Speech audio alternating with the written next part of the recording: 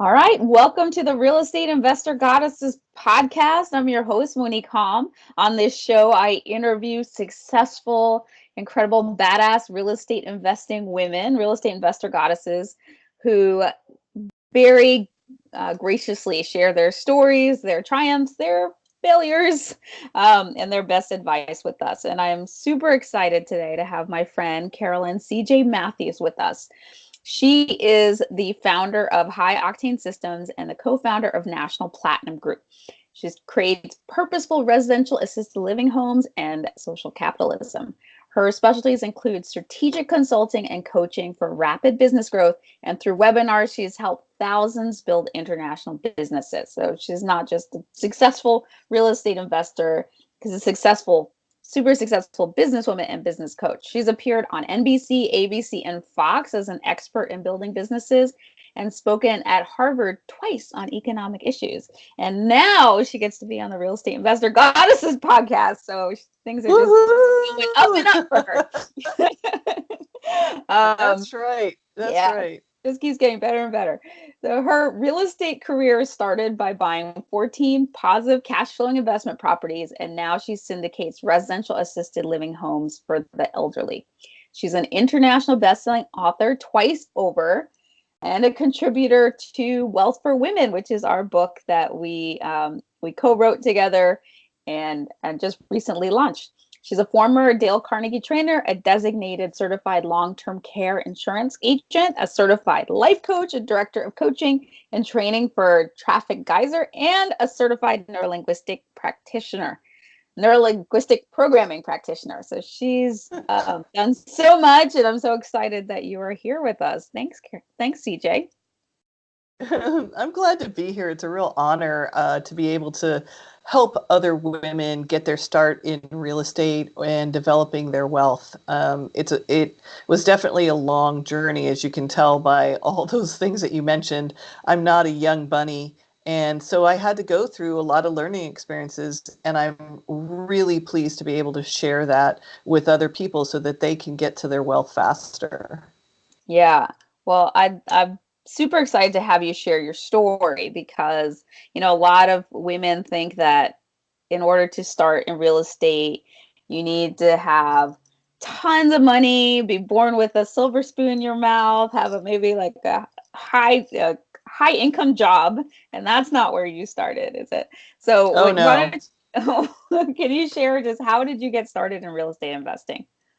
So I was a single parent, and I had a college degree. I had graduated with honors in business, and I was working for minimum wage. It was at that time, it was just as maybe, at-home businesses were really starting to take off, but it was still very weird. Now it's everybody does it. Back then it was still kind of, it felt a little sketchy to a lot of people. And so I think what was interesting for me was I was like, I am not going to make it raising my kid and paying my bills, working at minimum wage with a college education. That just wasn't going to fly. So I needed to find something else that worked extremely well. And what that was for me was real estate investing, because it was something that I could do without any of my own money. When I was trained in real estate investing, it was for single family homes. You buy, hold, and then you lease it to somebody else with a lease option. And that was that was the only thing I knew. I did not know anything else about anything. And what I did, one of the things they said was dentists, lawyers, and people with wealth needed somebody to work for them and create what we now know as passive income. Back then, I didn't know what that was called, but I would do the work. They would put up the money, and we would split the profits 50-50. And that worked extremely well. They were happy because they could leverage their money and also the tax benefits from real estate, which are very high. Yeah. And we were able to also, get money in our pocket. And it was a great strategy for the time. Yeah, that's awesome. So, question, how did you get these lawyers, doctors, those people with high net worth. How did you get them to say, okay, yeah, let me invest with you? So two things were in my favor. One was I was living in the Northwest in a small town at the time. It wasn't small, but it was definitely not the city it is today, Vancouver, Washington, which is right across from Portland and just a little bit south of Seattle. And all of the Microsoft people had just kind of worked and gotten a bunch of stock options, and many of them were retiring in their mid 30s, and they needed someplace. They all of a sudden they got this chunk of change and they needed someplace to put it. And I happened to know one person, and that's all it took. Wow, amazing. So, okay, so you got up to 14 properties without any of your own money. Love that. And now you said that was a good strategy for the time. And now, I talked a little bit about it when I was sharing your bio, but tell us more about what you're currently doing. So now I'm doing residential assisted living homes. And what that is they're homes for the elderly. Usually we see a lot of it on the West Coast, Oregon, Washington, California. We'll have these homes where people live in the homes and also take care of the elderly so that they're that they get better quality care. Yeah. Now, there's some, again, with every business, there's good people and bad people in the business. But there's the other side, which is these big facilities like our apartments, or, they'll have 200 rooms in them. And the care isn't bad there. But unfortunately, if you have memory care issues, you're better off in a single family home. So what I do is basically find these homes, refurbish the homes, open up the businesses with, under the National Platinum Group with my co-founders, and we open up those homes. The beauty of it is that it's a home, so it has the real estate advantages, but it's also a business. So as we go into the downturn cycle, the real estate holds its value because the business is also there, and the business is a cash flow cow. Yeah. Yeah. Tell us a little bit more about that, because, maybe a lot of people don't realize how potentially lucrative residential assisted living can be. So do you want to share a little bit about that, and why now especially it's a great time to get into homes for the elderly? Sure. So a lot of people don't want to go to the facilities. We have a group of people called the baby boomers. I'm sure you've heard of them. And it is a tsunami of population. And we're just at the front end. I guess I should say this over here. We're just at the front end of this. And as it moves, it's this big curve that happens, And right now we're just right at the very start of it. And we don't have enough care or quality care or appropriate care for those elderly that are on that edge of coming in at the very beginning of that wave. So what we find is that we know that there's a high need for this, and we definitely need quality care because the baby boomers have a higher expectation than what we used to have for care for the elderly. So we find that the houses that are out there now, that there's a paradigm shift or a disruption in the market that is very advantageous for real estate investors and also business owners. Because the old school way of doing these things, where the person lives in the house and cares for the person in the house, unfortunately allowed for a lot of not so high quality care. And, there's some flexibility by having a more professional piece to it. The baby boomers are, by having professional management, the baby boomers are getting the quality of care in a home that looks the way that they're used to. Yeah. Do you understand Yeah. what I mean? That's that upper middle class feel to it. In our homes, we also have chefs that provide specific types of food as if you were in your own home. That's nice. Yeah, so these I think I heard the number there, 77 million baby boomers. 10,000 a day right now are turning 65. Wow. And we find that most care starts happening in the early 70s and on into the 80s. And all of a sudden that it triggers something where they need more care. So if you can imagine 10,000 a day right now, and it's just going to get larger and larger, you can see how the care system that we have is going to be overburdened Yeah. if it stays the same right now. There's a very high need for this now, and it's only going to get bigger. And Yep. as we cycle through, what you find is right now, real estate is kind of at its top. We're in near the end of 2018. And we all have seen that the real estate cycle is kind of coming to the top, and we're going to start going down. It's a natural part of what we do in this business. We watch those cycles.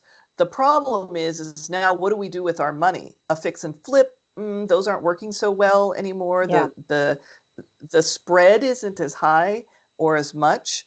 Where can we put our money so it's working in real estate? We still have the advantages of real estate, but we don't have the expected loss if we buy at the top of a cycle. And that's where assisted living really helps out.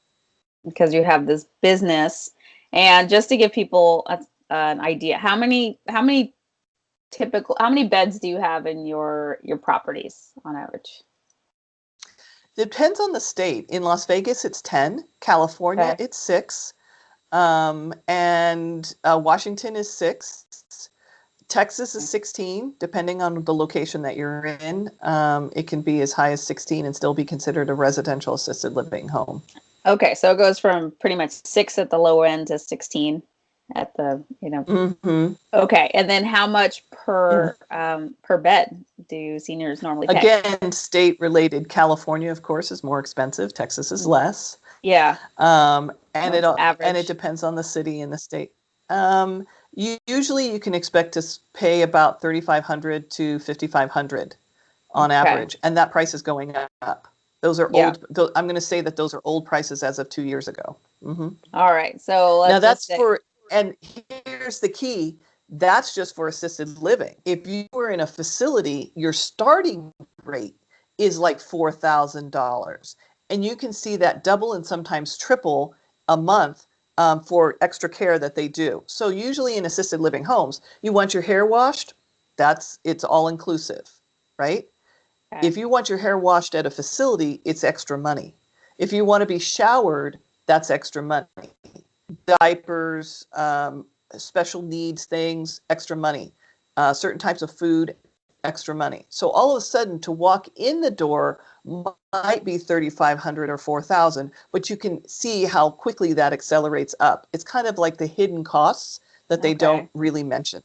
Mm-hmm. Okay, so assisted living facilities not only, I would imagine, a nicer place because it's more like living in a home, but they can also be cheaper or have not have all the unseen costs. Better value. Yeah. Yes. Great. Right. Okay. Right. Hidden well, costs. I love that. Yeah. So they're actually a better value, and what that does is it makes it very attractive to people, and so you're able to have a nice full home, a really good environment with high quality care, and people are willing to pay more for that.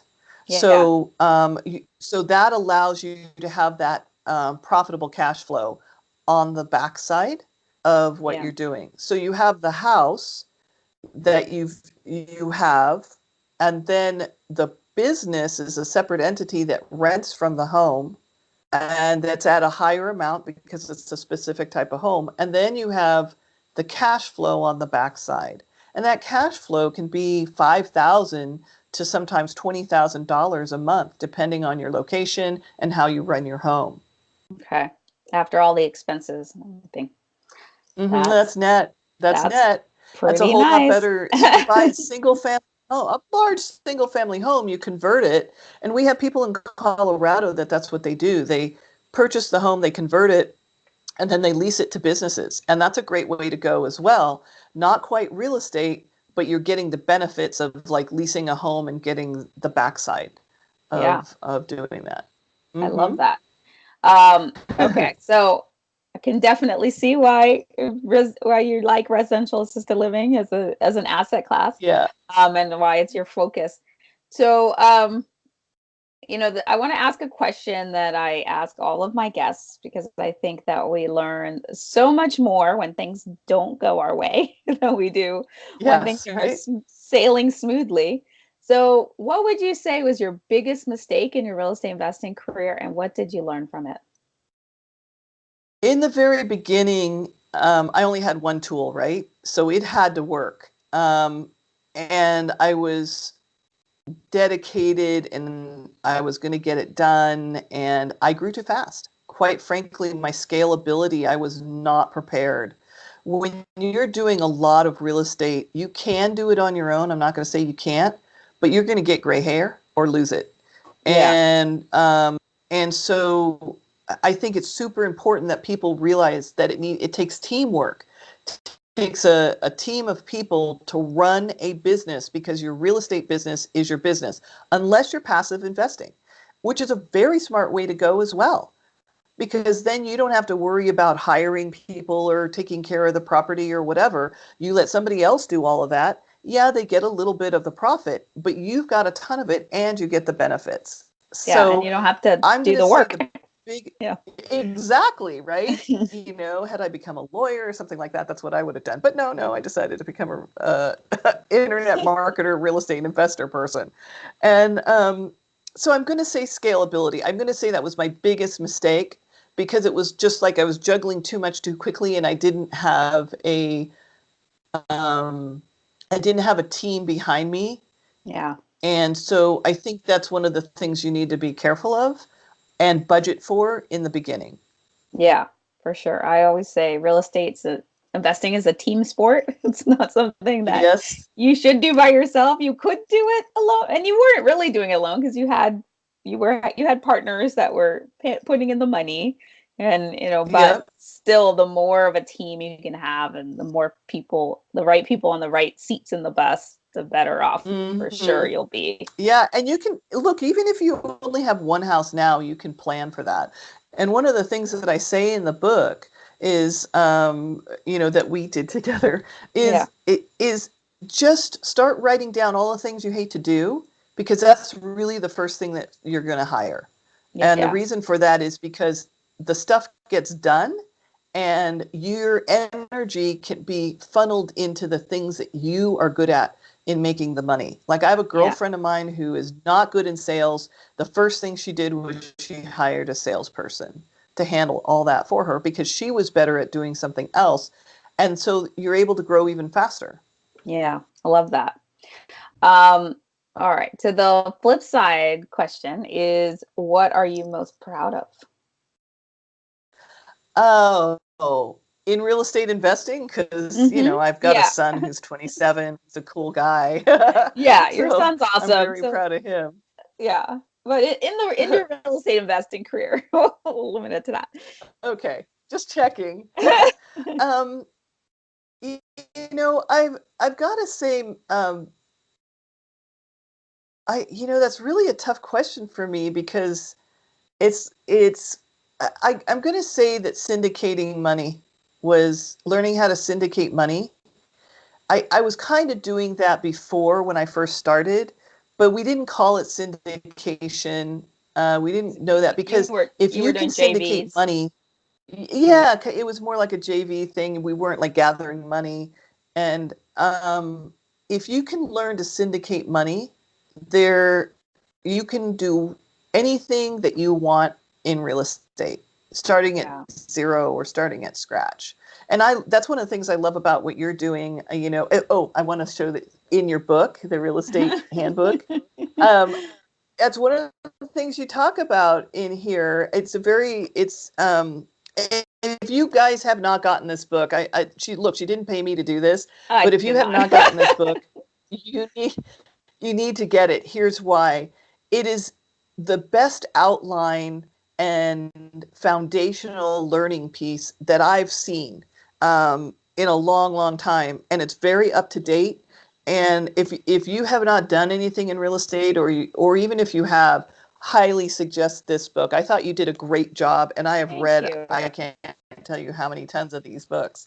So I loved it because it, very good definition and stuff like that. So how did I get on that? I don't know. Well, and I'm was glad you, just like, well, yeah, I just wanted to, I'm glad you brought up that, not necessarily the pitch for my book, though I appreciate that, but more about talking about the syndication, and just so we make sure no goddess is left behind. Syndication is when you bring a group of investors together to purchase a property, and it's a little different than joint venturing, which is, when like she was talking about before, partnering with one or two or three people who all have a say in how the properties run. But syndication is, you and a team of active syndicator sponsors. There are different names for that.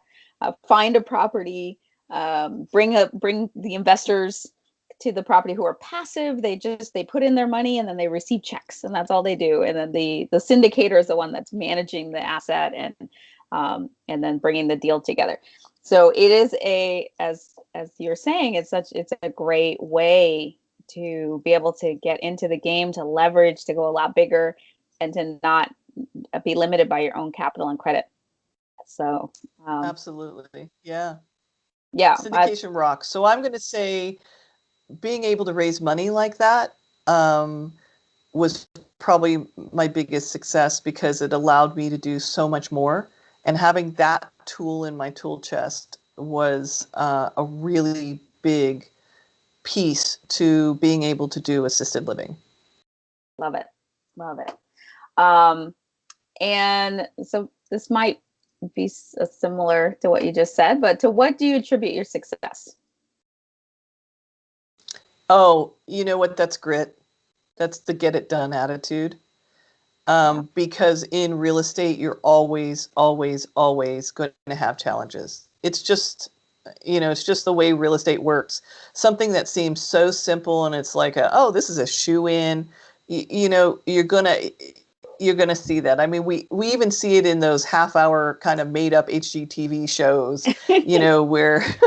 where we look at it and everything's fine until the air conditioning drops out through the roof, the or ceiling like that, right? yeah right. And but that's the story of real estate. Very, very rarely will you get a super smooth real estate thing, and if you don't have the wherewithal and the grit to stick with it, unfortunately, you won't have it. Even in single family homes where you're renting or something like that, you're going to get a crap renter, something's going to come up, and you just need to be able to, especially if you have investors that you're working with, you need to be able to figure out a way around that. And networking is a great way, being in a group like, the Goddesses allows you to make some phone calls to people who are more experienced than you are, or may know somebody who knows somebody who knows somebody that will be able to help you out. And so I'm going to say that networking is a big, huge piece of that, but having the grit, and even if you're like, oh my God, I can't believe this happened, and you're fearful, and it's like, you're still able to pick up the phone and start calling around and saying, hey, I got a problem. Do you know anybody who can help me with this? Yeah, so good. Because it's not that, if a problem happens, if you're in real estate long enough, they will come. They're definitely so gonna true. come. There's no if about it. So true. It's 100% that you're gonna have challenges and problems, and like times when you're like ready to tear your hair out and sleepless nights. They are 100% part of the process. So it's not a. And if you have grit, just know you can get it done. Yeah. You keep that mindset of, okay, we know that this stuff shows up. What are my options, and who else has some other options for me? It's a mindset. I call it grit. It's a popular term right now. I don't know what else to call it. Persistence. It's that perseverance, stick-to-itiveness, and knowing that. But it also helps to know that it's not probably whatever you're experiencing, somebody else has experienced it and gone through it successfully, and there is help out there. So it is true too that if you can network your way out of a problem, oftentimes, or at least mitigate mitigate losses. Yeah. Yeah. Yeah. Exactly. Um, and what advice do you have for a woman who's just starting out in this field? Wow. Um, I'm going to say that if you're starting out in this field, learn one thing really well. Don't try to learn it like all, and read this book. The Real Estate Investor Guy's Handbook, Yes. available on Yeah, Amazon. if you're starting out, and just know that you can do it. You can do this if you're dedicated and committed, and you can do it. The best thing that I can tell you besides all that is make friends. Go find other people that are in real estate and are sharing people, because like everything in a lot of these businesses, there's people who are like they're takers, and they're you know very like, this is mine and I'm not going to share it with you. Find Yeah. people that are that don't have a problem with that, and they're probably super successful. You will Yeah. find that the super successful people have no problem talking to you about this type of thing. Yeah. Yeah. And sharing their knowledge. They're generous Mm-hmm. because it comes back to them. So, Yep. so good. Thank you. So, before we get into our famed end of show Trinity, which is a Mm-hmm. brag, a gratitude, and desire, what is the best way for people to reach you, to find out more about you and what you're doing? Absolutely. We have deals all the time that are coming across the table. Sometimes they're not deals that I am doing personally, but somebody else that I can highly recommend in this industry. Mm-hmm. And you can reach me at info@nationalplatinumgroup.com or at hello@nationalplatinumgroup.com. Okay, so info@nationalplatinumgroup, all one word.com, or hello. Correct. Okay, great. Yeah. Okay, so now it's time for our Trinity. What's one thing you're Okay. celebrating right now? What's your brag? What's your brag? Oh, my brag is that we have just found a couple of more houses that we want to go into. And so I'm starting like a new syndication. So that's a brag for me because I'm excited. I'm changing the world, creating opportunity for both investors and for the elderly, and just definitely making a change in how our paradigm about our elders are cared for. So I'm excited. Well, bragged. And what's one thing you're grateful for? You know what? I'm actually really grateful for my good friends that are involved in this business, that I've been able to meet through this business, because they're all very much about creating wealth, not only for themselves, but other people, and changing how they do things. So the groups of people that I'm involved in, like the Goddesses, and the other real estate groups that I've chosen to associate with, I'm very pleased with that. And of course, my two co-founders of National Platinum Group, love those guys. Absolutely. Oh, beautiful. And last but certainly not least, what's one thing you desire? Wow. Um, you know what? I want to go to Paris. That's been kind of on my list. However, from a business standpoint, It the doesn't one have to thing be I business. desire, oh no, I want that in there because I really want to create a treasure chest, a fund that's like a debt fund, and that allows us to go buy a property and then pay back the treasure chest pretty quickly. So there's a rotation of money pretty quick. So that's kind of something that I'm looking at next, is this this treasure chest of money that is in use, um, to go make these changes faster. So there's not such a delay in getting these homes up and running. That's a big thing for me because I feel the pressure. There's a time pressure there. Where we've got every day somebody's turning 65, and I just see it coming, and there's just not Like, need enough more homes. All of right. these houses. Yeah, Yeah. exactly. So that's kind of my next thing, is sort of this treasure, for no other name for it, is a treasure chest of money Okay. and people that are involved in it, that thing. All right. Well, so shall your desires be, or so much better than you can imagine, under grace and in perfect Yay. ways. Yes. Thank you. All right. Thank you so I'll much. take That was that. awesome. That was great, CJ. Love it. Love everything that you shared, and so appreciative of you. Again, you guys can connect with her at info@nationalplatinumgroup.com. And you can connect with me at the real estate at realestateinvestorgoddesses.com. I have a blueprint available there, and also doing a 7-day get ready to invest challenge that starts December 1st. So if you are Ooh. wondering, do I have enough money? Do I have my set? Can I get into this game? Do I have what I need to get started? This is We're going to have a week where you're going to be working through it every day, and you will know at the end if you're ready, or how to get ready to get into the game. So that's going on. So go on the website and Real Estate Investor Goddesses and join us there, and join us next time for another awesome Real Estate Investor Goddess interview. Thank you so much.